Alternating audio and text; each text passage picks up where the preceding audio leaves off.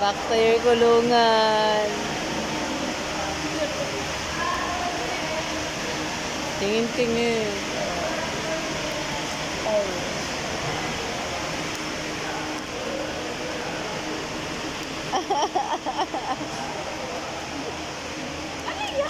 Back to her kulungan.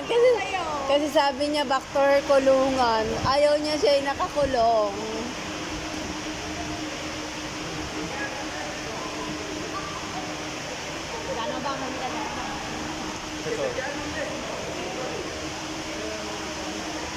Saan tayo? Exit na.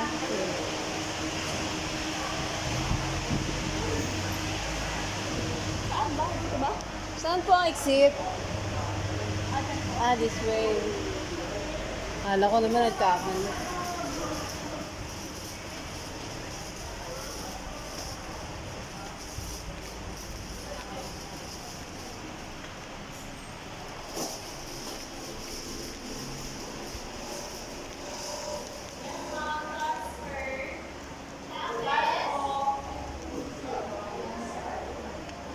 Nakasmile. Smile naman. Smile. Bakit gano'n ang mukha niya? Inaasar mo kasi Inaasar ni tita, sabi niya. Sabi ko, back to your kulungan.